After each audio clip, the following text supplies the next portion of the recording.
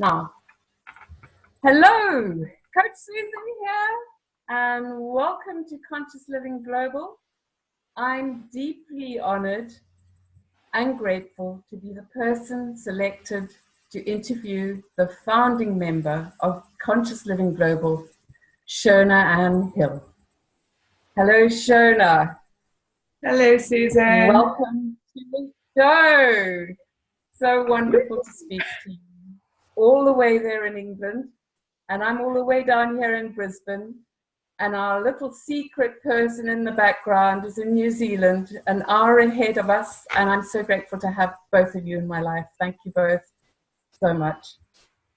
So let's get on with this interview, and I'm going to ask you a few questions so that everybody here has the ability to know a little bit more about you and Conscious Living Global, because it's an incredibly important movement.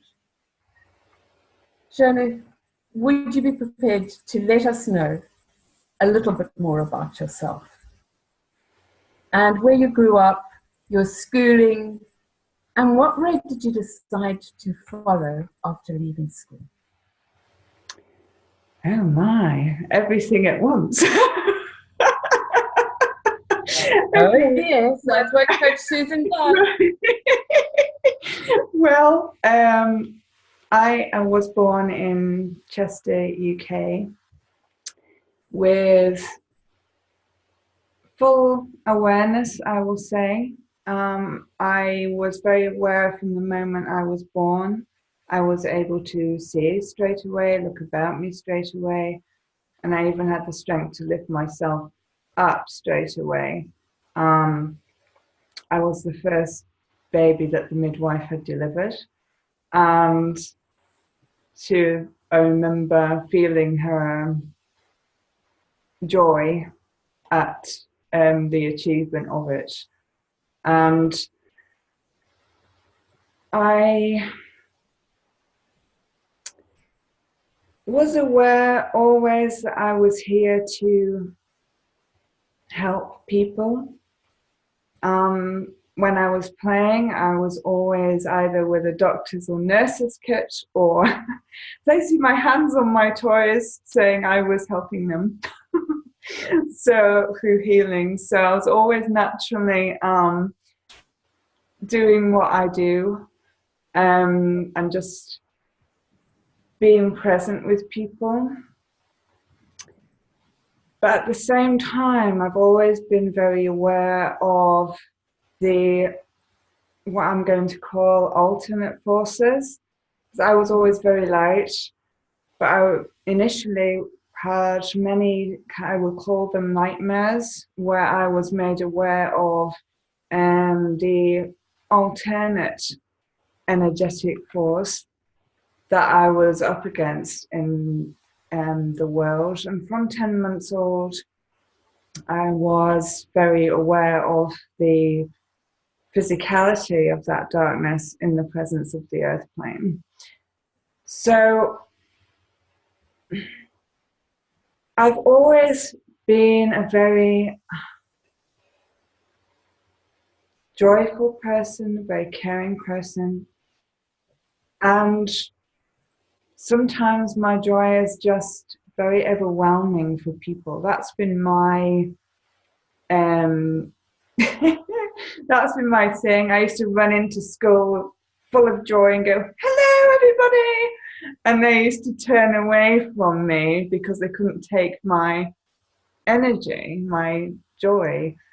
And I remember my mum was always saying to me that she used to drive home crying when she saw this, because I was just stood there going, "What have I done?" You know. So what I did then was, some people might say it was a mistake. I don't believe you make them. What I attempted to do was fit in to what was around me. And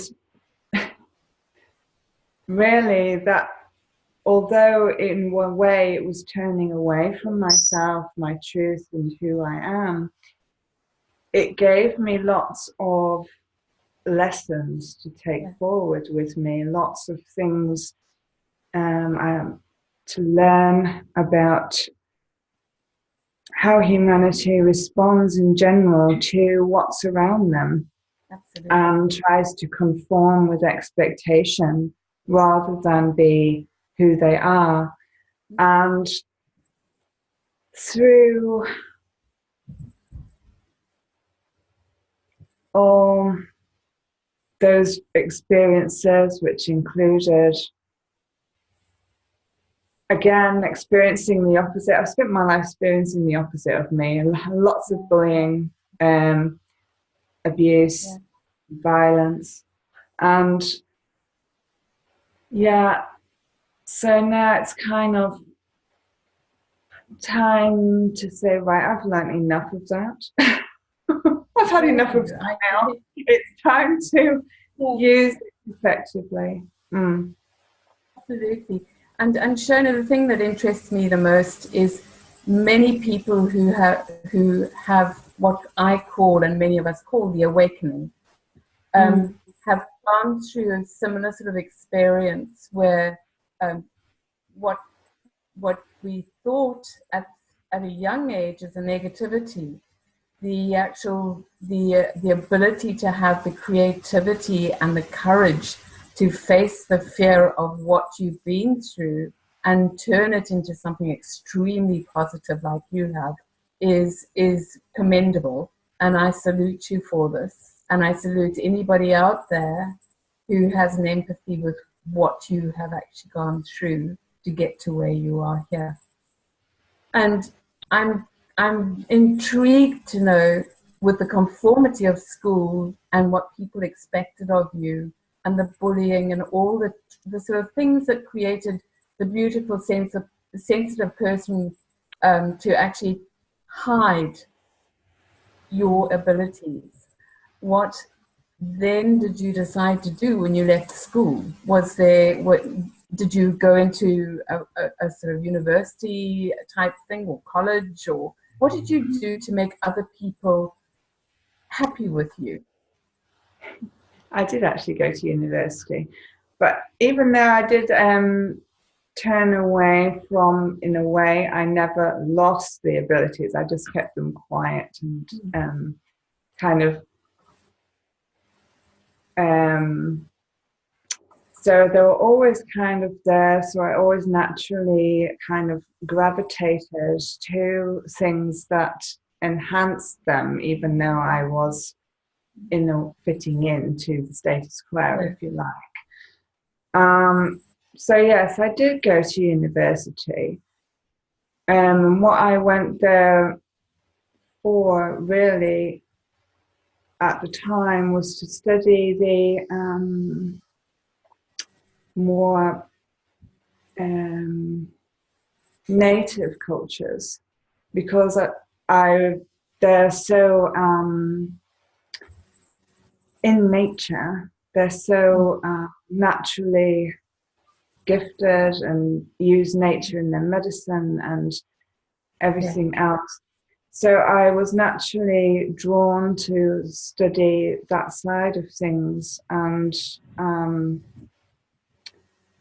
spent 4 months of that course living in America, where I really experienced the two sides of the coin, because I spent a lot of time with the Native American cultures there and saw their beauty and spent time with their beauty and how they are with nature and just being. I love just being with them. And in contrast, I had the American society as it is, which was full of bombast. You know, it was full of kind of I'm the best. You know, no one's better than me. And then I had the gentle kind of in a way, they were like me because they were hiding themselves, or in a way, being forced to hide themselves. And Yeah. it was just so nice to go and spend time with them, and just see them out of their shells and how and connect with the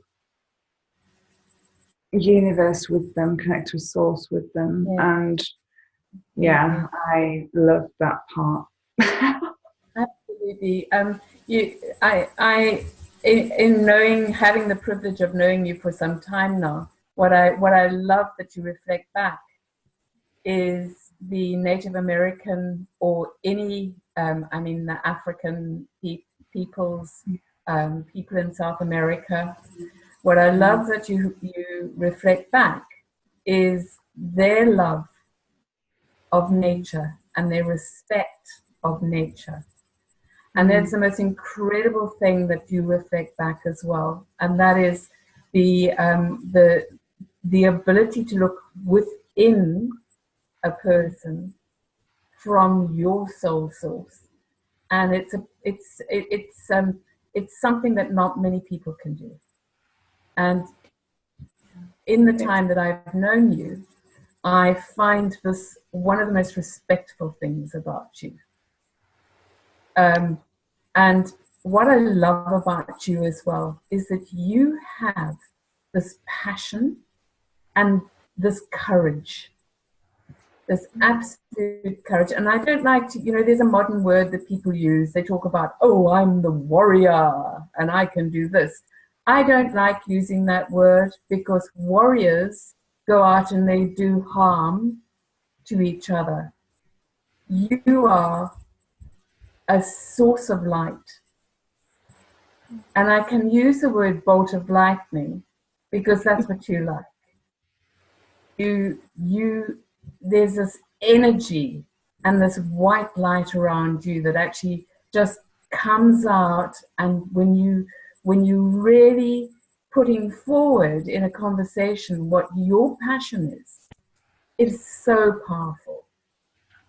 And that is why this movement is so important at this time, because there are so many people getting together and understanding that unless we actually do something, we're going to lose this beautiful earth and these amazing and incredible tribal understandings that are at one with earth and at one with God.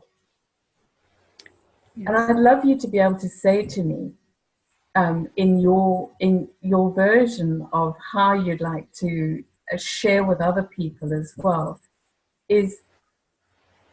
and this is where we actually start to understand each other as well. I'd like you to tell me a story of some time in your journey that you experienced failure and what you learned from it. Ooh. Well, for me, I don't really use the word failure. It doesn't really exist. Challenge exists. Good girl. Existence exists, but I don't believe in that failure exists, because we're always moving forward and we've always wisened, learn from our experiences. And actually, what I'm doing now has come from one of the greatest challenges I've had in my life. I've had many, but I've just come out of a space where I'm going to say, face to face with the devil. Man, if you had to say something, it was dark. It was the darkest energy I've ever experienced in this earth plane, and I've experienced much. And I was attacked on every level, psychically, through words, through deeds, every possible way that to try and squash me, take me down, if you like. was tried out on me. And I was in the space much, much longer than I should have been, and I knew that. But the reason I stayed there so long was the fact that I was aware that if I could overcome what was happening to me in the space, nothing would hurt me that way again. And I would be extremely strong in my core, in my connection with God. And, you know, and when people attack me in any way going forward, I know now that I can just go straight to that space and it won't hurt me. Whereas prior to that, and as the space proved actually in itself, I still am innocent in a lot of ways, but I was much more innocent. I had a naivety with it as well.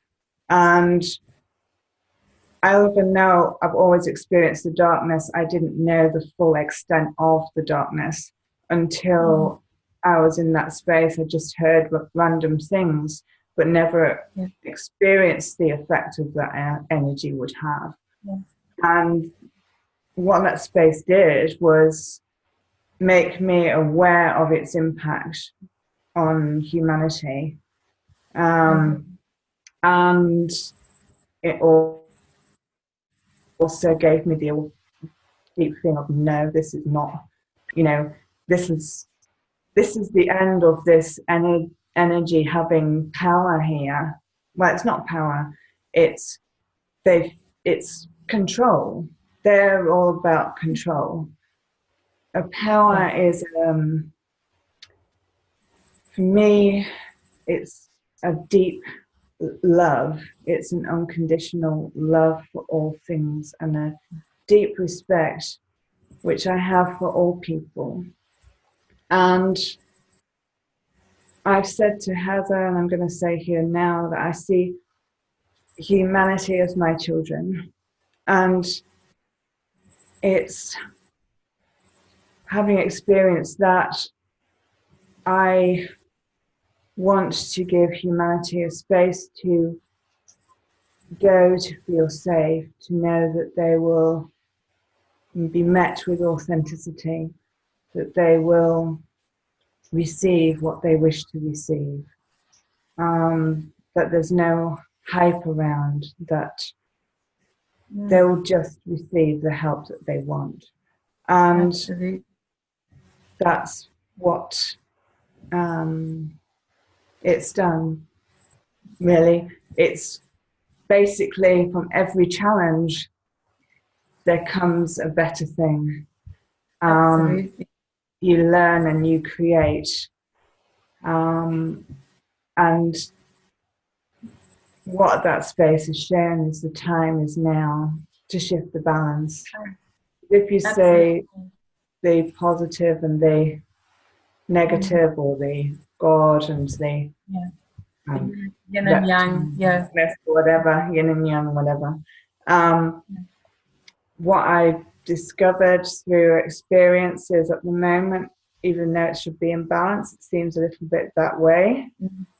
And what I'm doing here through the Conscious Living Global is shifting the balance so that we're always ahead. It will always be there. Light can't exist without darkness, but it's being ahead of it and being the bridge over the troubled waters.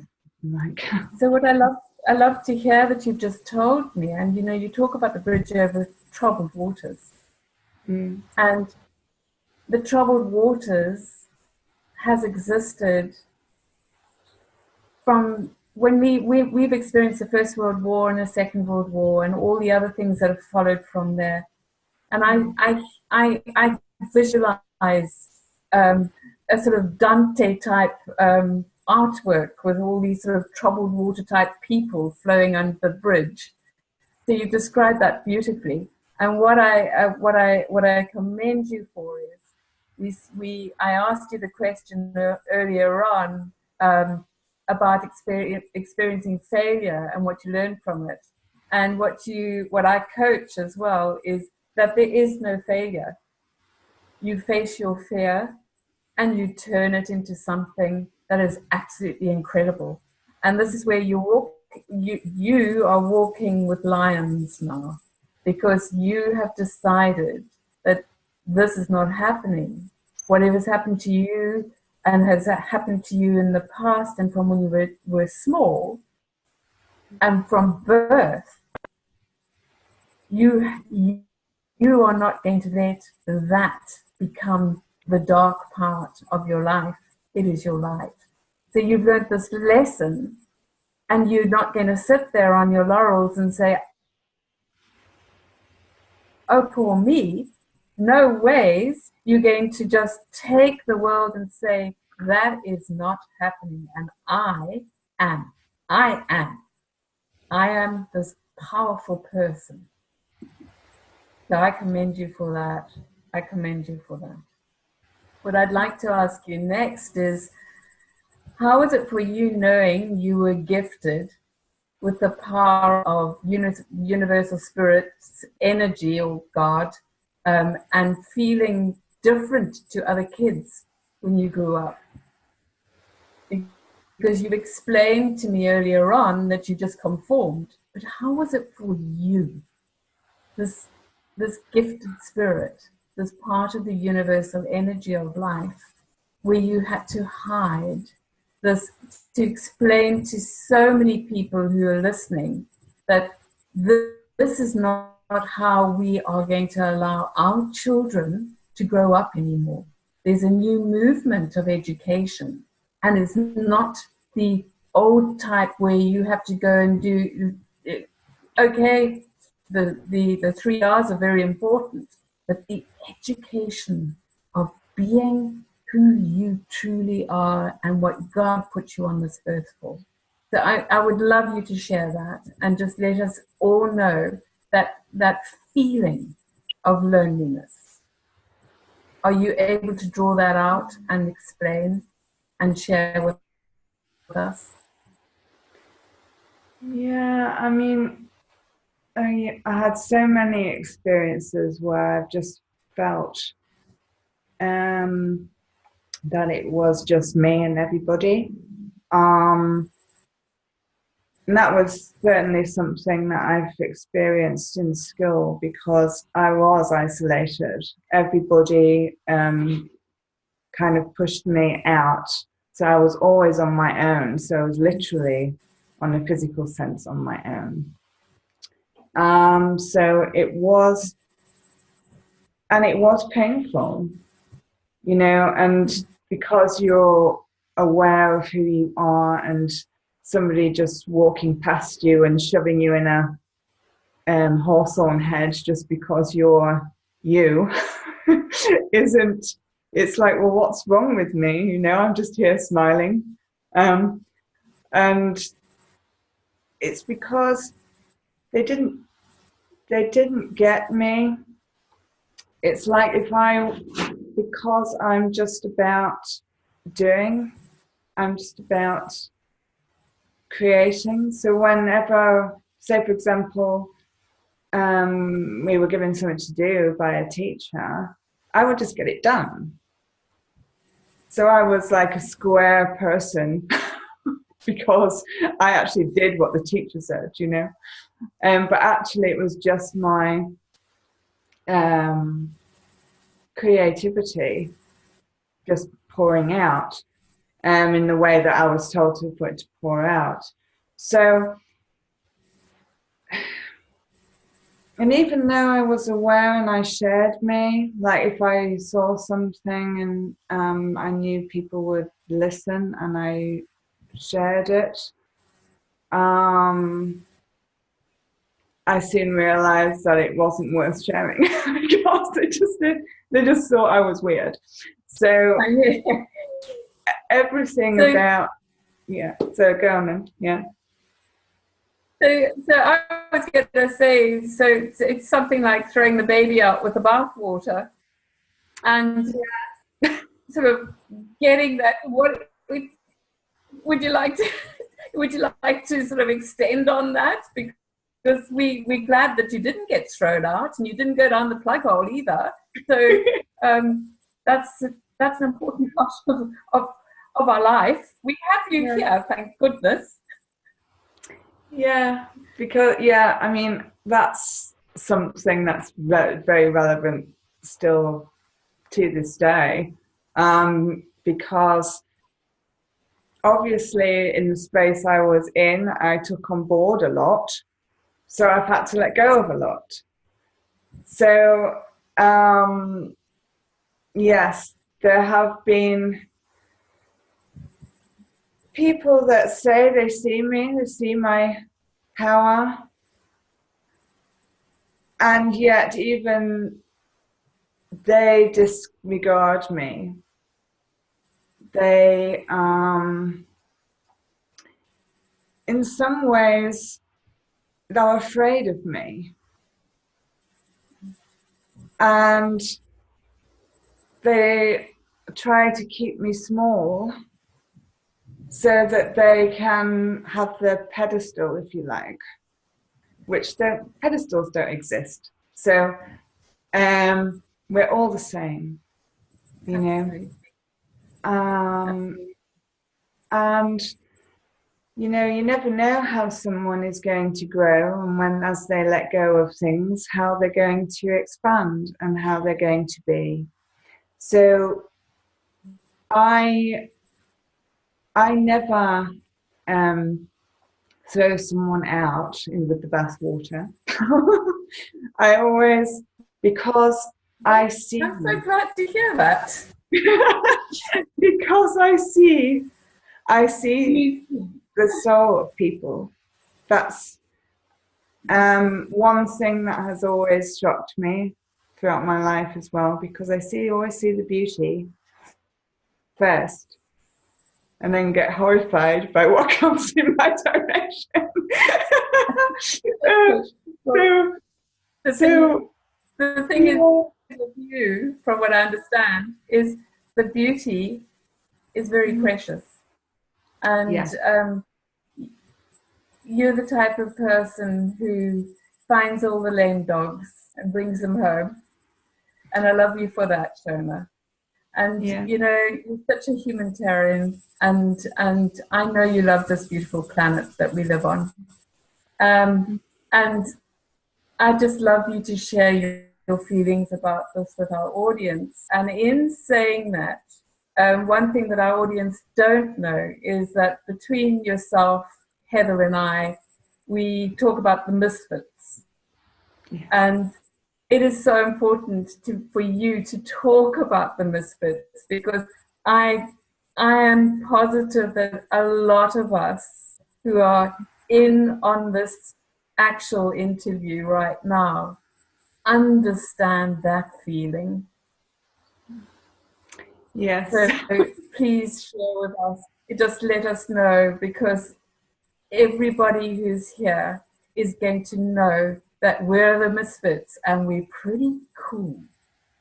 Yes. You know, actually, it's funny because one of my favourite games to play when I was young was called the Misfits. And I always had it out making funny people, all different heads and bodies. And but yes. You, Mr. Potato Man. Whatever. Yeah. But yes, you know, the square pegs for the round holes, that's me, that's Susan, that's Heather, that's all the beautiful pearls that are in the world are misfits, because you have a depth of understanding. You see so much more than others around you, and basically, as what I've been talking about, you can feel alone for that, but you're not alone. And that's another reason for, you know, for the space. It's all the misfits are actually coming together because we see the beauty of the world. We see what's possible. And, you know, if you are a misfit and you're watching this and you feel like you're the only person in the world that's like you, know that you're not. Know that you are part of a wonderful family, and you know you have purpose. It's the misfits that within them contain the beautiful pearls that are the catalyst for change. And that's why you're a misfit, because you see and you create something to counteract the status quo. You're always a catalyst for change because you see more. That's what a misfit is. Absolutely. I Yeah. hear you there, and I love it. So every misfit, as far as we're all concerned here, are definitely needed. They're definitely needed. And I wonder if we should stop calling ourselves misfits. Perhaps we should be the surefits. Or maybe just carry on being the misfits. How do you feel about that? Oh, Why one not? of the I just love being quirky and using quirky terms. It's just you know, I, words are just labels, you know, and what yeah, what misfits, if you like, contain is a depth that is indescribable by words. Absolutely. I mean, if You know, Shona, I recently went. Sorry. If I were to describe myself, I really couldn't. I mean, I can talk about me in a human sense, but if I was to someone say, really, who am I? And I really went, the true words are not present. It's just all labels. And it just is, you know, it just is. Shona, you know, I have to share something with you. Recently, I went to a business training, and in this business training, there was a mindset, and it actually reminded me of when I was at school. And as you say, we're the misfits, so we can empathize with each other. And these people were saying, um, it, it was interesting to see what happened, because about 3 or 4 of us just automatically, it was intuition. We found each other. We just did, because we can. We the misfits can do it.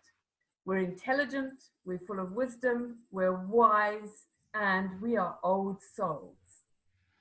But the other people in this training have not had the privilege of being able to understand like we do. And they had the audacity to sort of, they singled us out, just like at school, and they started to call us the woo-woos. And oh, you use the word tribe. And we all said, so? Yeah, we're a tribe. Look, we find each other. Did you? And it was an interesting situation. We're just explaining now. And it is so wonderful to be able to find our tribe in this amazing platform that you're creating and have created, and be able to say, we have a right to be, because we really care. And we're not going to say anything bad to anybody else. We're not going to brand people as such and such. We're going to respect everyone. Have the ability to be able to step back, look on, and actually say, we don't need to worry about you because we have each other. We are the misfits. So something I'd love to ask you is if you would tell us about your journey when you got the light bulb moment, the aha moment of awakening and the realization of your why. And in other words, why God placed you here on earth and for what purpose? Okay. Well, as I said, I arrived with complete awareness, and then I tempted to fit in and took on loads of stuff through that. And where that moment arrived, interestingly, was when I was married. It was a domestically violent relationship, and it was really taking me down, if you like. I had attracted again an opposite of me, and it was light and dark, truly an experience. And what that experience did was really take me to a precipice, if you like. I was suicidal. I was even planning suicide.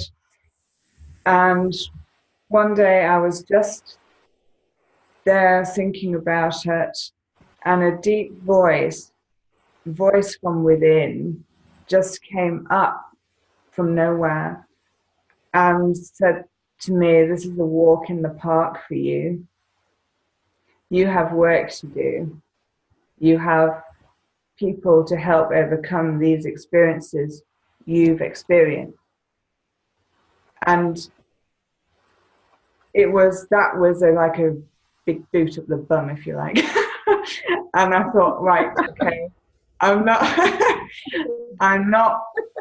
because I realized I was allowing the dark to beat me, if you like. I was allowing it to make me a victim. And I made the choice in that moment of claiming my power back. And I set out to reclaim my power. And the next time he came to attack me, I just said, "I've had enough of this, I'm leaving." And he was so shocked because he'd been so used to using me as a doormat.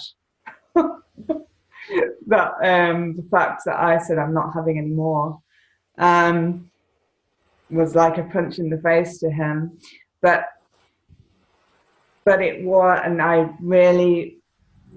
that was when I really started to clean out. I really cleaned out a lot of stuff.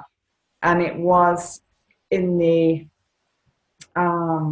process of that cleaning up, because it had taken my voice away from me. I couldn't speak very well. I could write very well, but I was silent. I didn't say anything. And in the process of my cleaning up, that's when I met Heather. I actually went to her to get my voice back. She did a good job. She did a good job.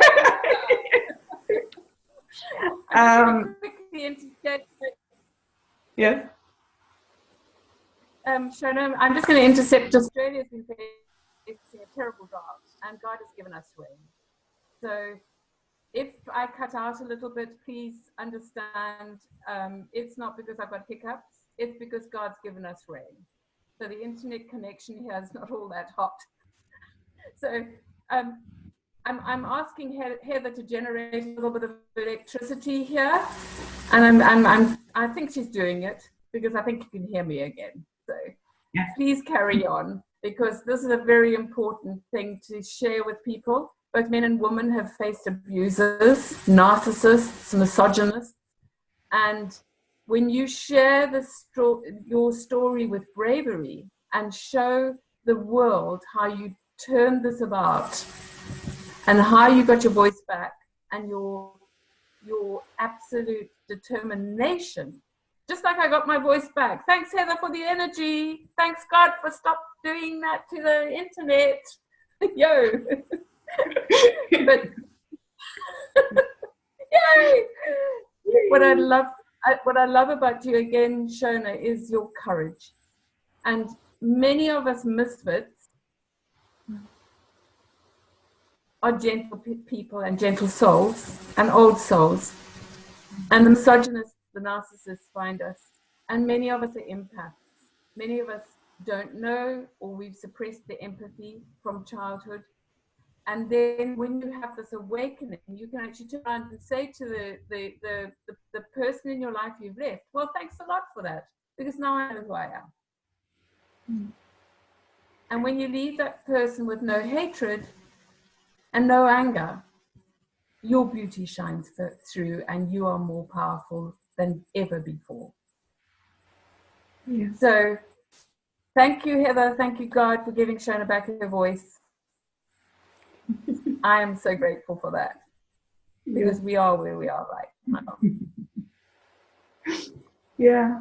Carry on, tell us all a little bit more about what you went on to doing with Heather, because I know your story, but everybody else deserves to know a little bit. Yeah, well, obviously it was all to lead to this point, but I kind of been walking on parallel journeys since, and we've kind of been like waves. We've gone out and in and out and in, learning and having experiences around the type of people that you mentioned, and growing from it, becoming more humble through it all the time. And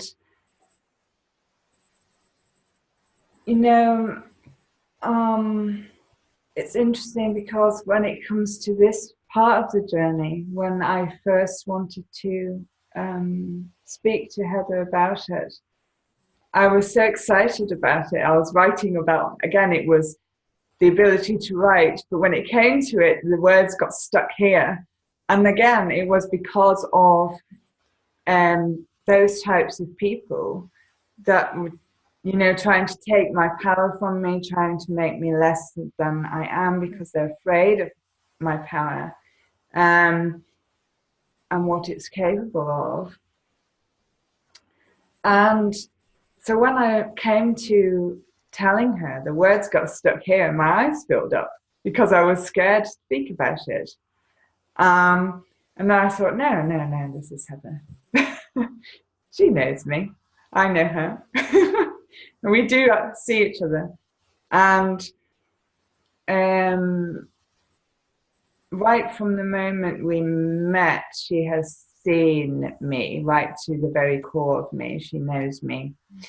So even when we've been apart, she's been watching me. Well, they say God is a woman. Yeah, indeed. And so when I connected with her and spoke with her, I was really filled with joy when she, after first sort of big grin on her face until she got what it was, and it was like, oh, I knew. I knew it was Heather, because I knew it was a collaboration. You can't get away with much with Heather. I knew it was a collaboration project, because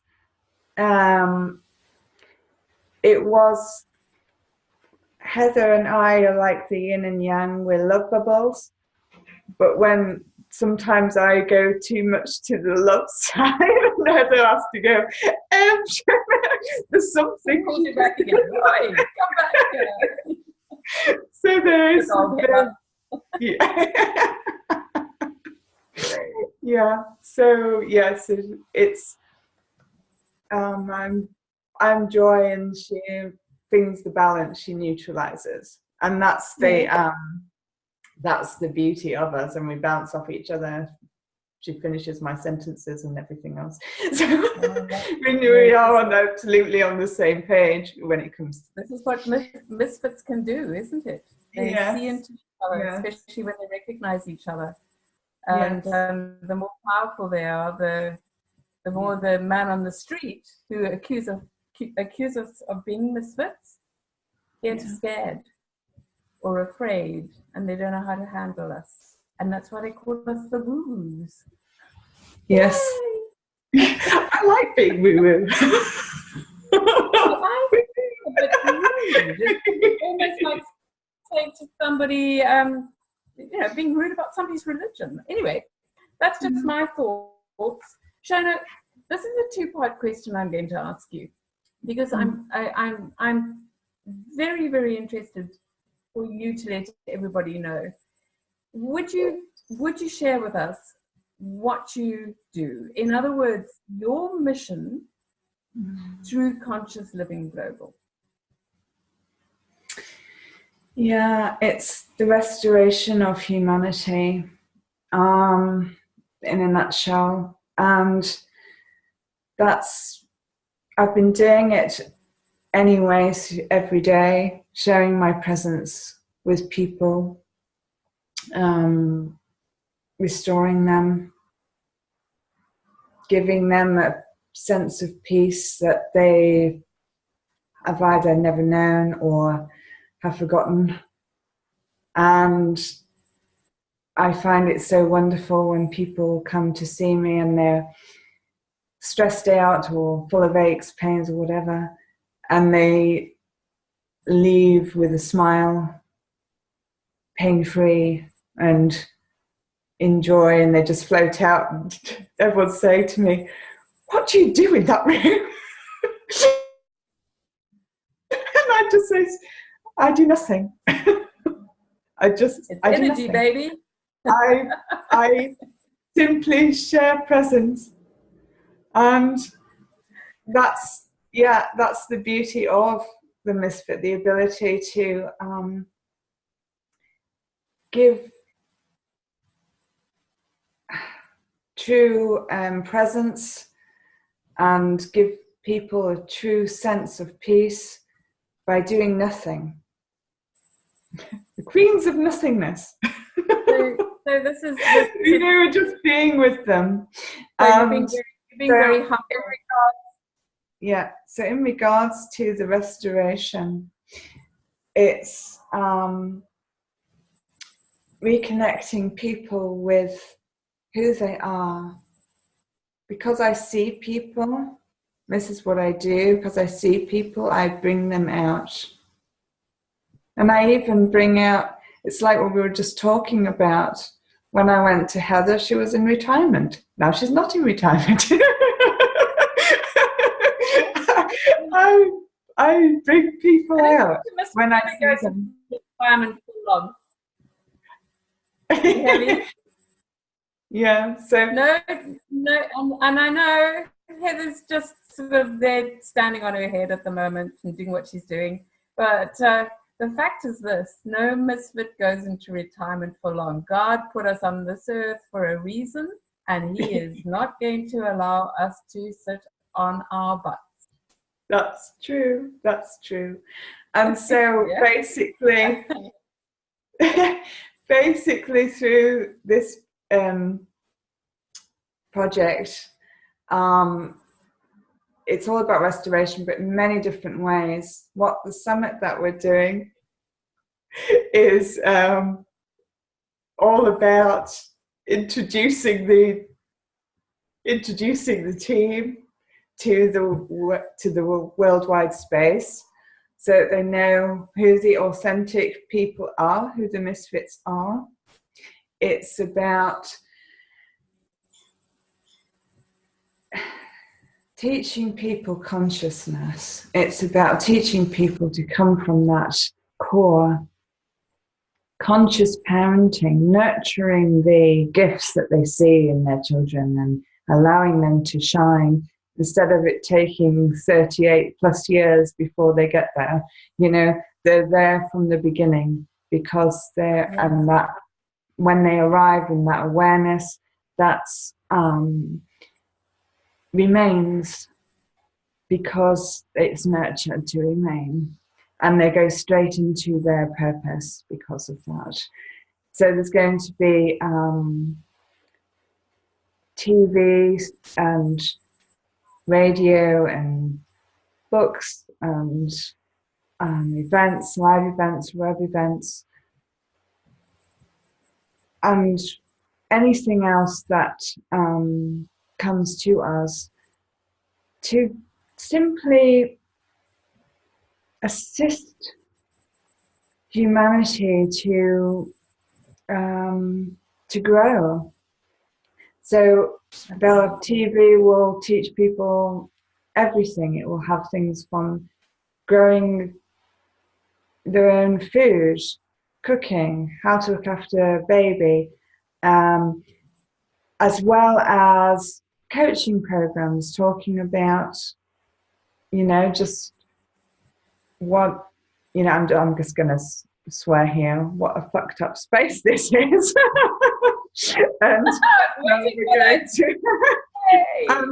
I'm swear about that. And how to, yeah. It's just going to cover everything, and just because really there is only the true feelings are peace, love, courage, and joy. And with that comes incredible understanding and incredible compassion. And all those of us who have the mystic qualities, the fabulous woo-woo ones, all have these. The tribe. Yeah, the tribe. All have these wonderful attributes. And what's wonderful as well, and this is something that humanity needs to learn too, there is no competition, because everybody has a unique aspect, a unique quality that belongs to only them. And with that quality, only their purpose can come, and it's their purpose. And I will say something else on this as well, because the reason I was scared to say about Conscious Living Global to Heather initially was because I had shared it with somebody else, and they had basically wiped their feet all over me and walked off and tried to create it for themselves. Now that isn't true. That those sorts of things don't create what is true, and they don't go as far. And the reason for that is it's not their purpose to do so. It's not there. Yeah. Absolutely, Shona.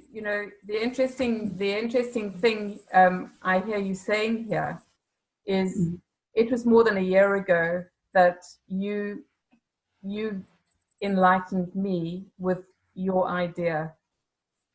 And I'd actually said to you, wow, that's powerful. Strangely enough, I have this concept and I don't know how to go about it. What are you doing about it? And then later on you pick up and you've been knocked down by a person who is grabbing your idea and creating what they think is right. And the interesting thing is that person's not successful. And like you say, we are put onto this earth for life's purpose. We are born again into this earth to do this. And that's why you, even as a baby, knew what you had to do. And I honestly believe that many of us who are put onto this earth for certain purposes like yours have to face humility. They have to face the pain, so they understand the pain of the universe. And when you decided to go ahead and do this, and you realize that person that you shared it with didn't do what they were meant to do, again, it went out. it went out the window. But you have this courage. You are so powerful, and this is where people underestimate you. They underestimate the fact that you have the ability to do whatever you know you can do. You are more powerful than anybody or anything in your way, because you have this determination for the world and for all the cultures that deserve to have your love and your compassion. And Heather understands this as well, so do I. When you have this belief, and you have the other amazing teachers that are coming in onto your platform, they understand as well. They hear their calling, and that's what you've created, and Heather. So I'm very grateful to be part of this as well, because as I said to you over a year ago, I've got this, but I don't understand how to do it. So God put you in a place to bring me here to where you are. And who was to say? That was in London, and here I am in Brisbane. How did that work? What I'd love to know is when we actually talking about this, your idea, you know, how did this idea, for this incredible movement and internet platform, how did it come about?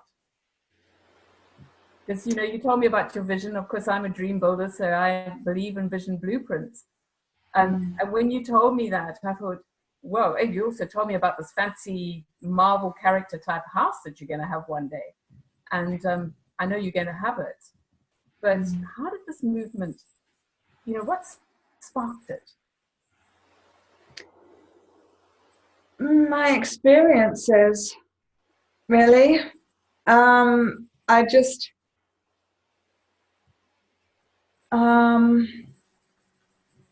it's just always been there. It's always been part of me. And it's why people are afraid of me as well.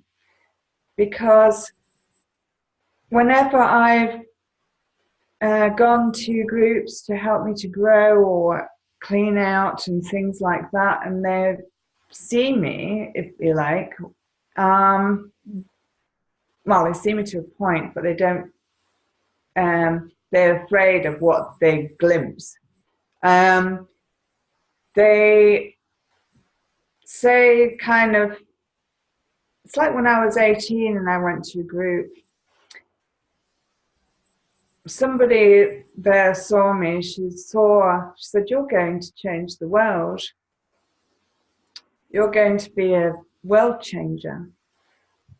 And I just sat there and looked at her. And the leader of because I connected with it, but the leader of this group that I was in when she said that, suddenly began to change towards me after that. And again, it was one of those situations where I was shoved out. So I just left and went on my own merry way on my own, as I always did. But what I'm saying is it's always been there. I've just had to go through the challenges and the learning so that I'm here now doing it. But it's never not been in the radar. It's just become clearer and clearer as I've gone on my journey, what it is. Yeah. Yeah. You know, the fascinating thing is when people actually learn, and I'm talking about, because, you know, I coach metaphysics, and you have this understanding, you and Heather, you understand that you can't get to the vision, you have to come from the vision. And the way of coming from the vision is to create a blueprint.